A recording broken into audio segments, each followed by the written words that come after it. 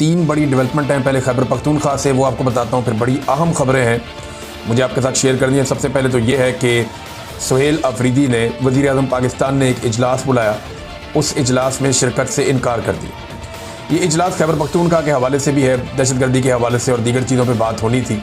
और इसमें जो सुहेल अफरीदी का मौक़िफ़ है पहले वो देख लेते हैं। उन्होंने कहा क्या, वो कहते हैं जी मैंने आज वफाकी हुकूमत की ज़राअत और अफ़गान महाजरीन, क्योंकि अफ़गान महाजरीन का मामला खैबर पख्तूनख्वा में ही है, ज़राअत और अफ़गान महाजरीन के हवाले से मीटिंग में ज़ाती तौर पर शिरकत से इसलिए माजरत की है क्योंकि खैबर पख्तूनख्वा की आवाम ने इमरान खान को वोट और मैंडेट दिया, और जब तक मैं इमरान खान साहब से मिलकर पॉलिसी गाइडलाइन नहीं ले लेता तो किसी ऐसी मीटिंग में शिरकत सूबे की आवाम के मैंडेट की तौहीन होगी। मैं उम्मीद करता हूँ कि वफाकी हुकूमत जल्द अज जल्द इस मसले को हल करेगी और मुतल्लिका अथॉरिटीज़ को डायरेक्शन जारी करेगी ताकि मेरी अपने लीडर और पख्तूनख्वा की आवाम के मैंडेट के अमीन और नुमाइंदा इमरान खान से रेगुलर मुलाकात का इंतज़ाम किया जाए।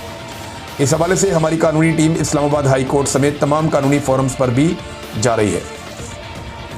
अब बहुत सारे लोग जो हैं वो इसके ऊपर तनकीद करेंगे, उछलेंगे, कूदेंगे, तो मैं उन्हें याद दिला दूं कि जब PMLN इक़्तिदार में थी तो वो छोटी छोटी बातों पे मियां नवाज शरीफ साहब से मिलने बरतानिया चले जाते थे। टेलीफोन पे हदायत नहीं लेते थे, बल्कि यहाँ से पूरी काबीना बरतानिया जाती थी, वहाँ लंदन में बैठ के मियां नवाज शरीफ साहब से मशवरा लेती थी और वापस आकर हुकूमत चलाती थी। वो दावा करते रहे हैं कि नवाज शरीफ ने आर्मी चीफ की तैनाती से लेकर बड़ी बड़ी तैनातियों के फैसले बरतानिया में बैठ कर किए हैं। उसके अलावा जब नवाज शरीफ साहब जेल में थे तो पार्टी के 30-30, 40-40 लोग और बाद औक़ात 100 के करीब लोग मियां नवाज शरीफ साहब को रोज़ाना मिलने के लिए जाते थे। सुबह से लेकर शाम तक मुलाकातों का तांता बंदा रहता था और मियां साहब अपनी पूरी पार्टी और निज़ाम जेल के अंदर से बैठकर चला रहे थे।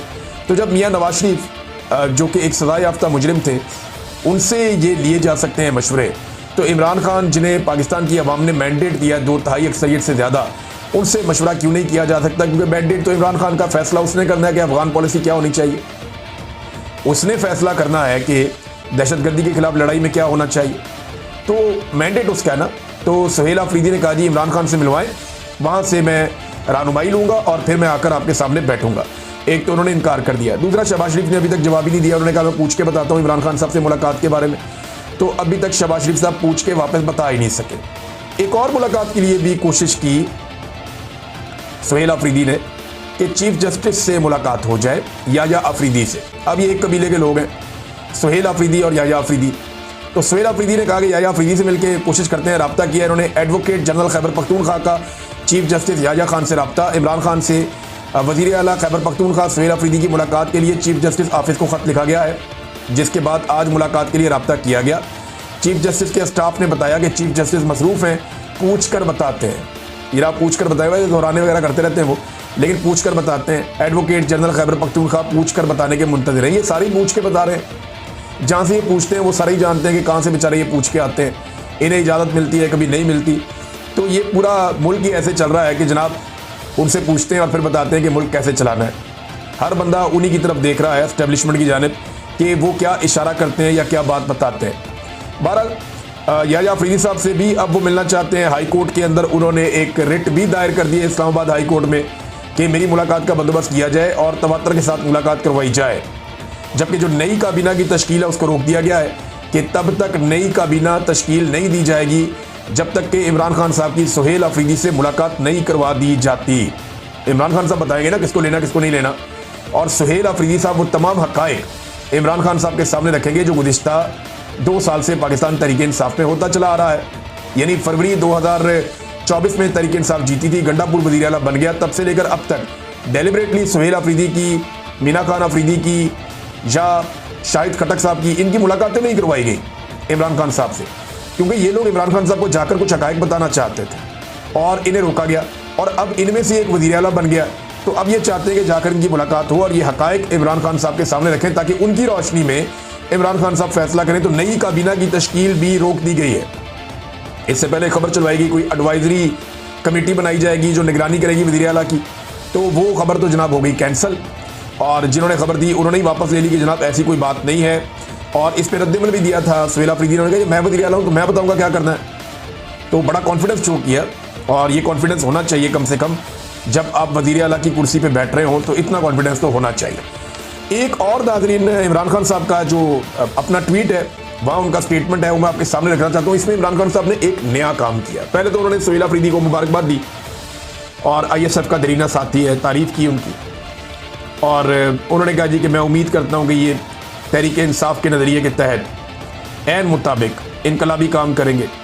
और अली अमीन गंडापुर को उन्होंने शाबाश दी कि ठीक है, अच्छे तरीके से इक़्तिदार को मुंतकिल किया उसने। फिर 4 बड़े वाक़यात इमरान खान साहब कह रहे हैं 2 साल में हुए। एक 9 मई का, 26 नवंबर का, आज़ाद कश्मीर का और मुरीद के का। इन 4 वाक़यात में कत्लेआम हुआ, 69 शहरियों को शहीद किया गया। अब 9 मई फॉल्स फ्लैग के हवाले से उन्होंने कहा जी मैं तो पहले से ही कह रहा हूँ कि जुडिशल कमीशन बनाया, इसके ऊपर तहकीकात करवाएं। बंदों को उठा के 10-10 साल जेलों में डाल दिया, सजाएं दे दी, और फौजी अदालतों ने भी सजाएं दे दी पकड़ के, जो पूरी दुनिया में नहीं होता।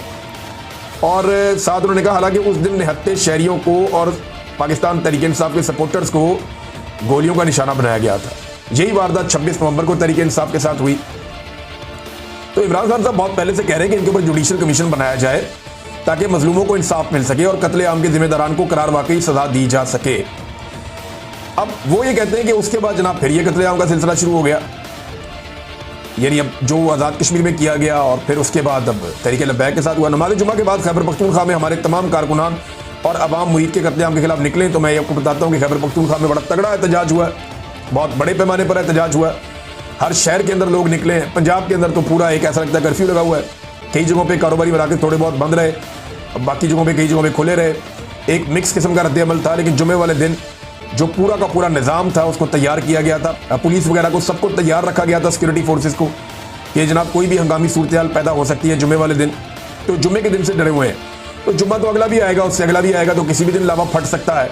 तो अब जो हरकतें ये हुकूमत कर रही है, जो फसल बो रही है, वही इसको काटनी पड़ेगी।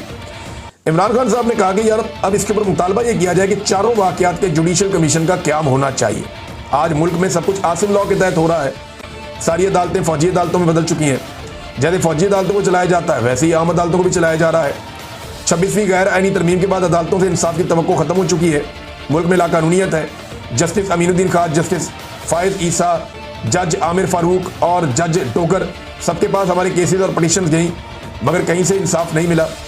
फिर आज इमरान खान साहब ने एक जो नया काम किया वो ये किया कि नॉर्मली वो इलेक्शन की धांधली और मैंडेट की चोरी के लिए, और याद रखिएगा ये एक ऐसा काम है जिस पे आर्टिकल 6 लगता है, तो इमरान खान साहब इसमें कादी फायद ईसा और सिकंदर सुल्तान राजा को जिम्मेदार ठहराते थे। लेकिन आज इमरान खान साहब ने इसमें पहला नाम आसिम मुनीर का दिया।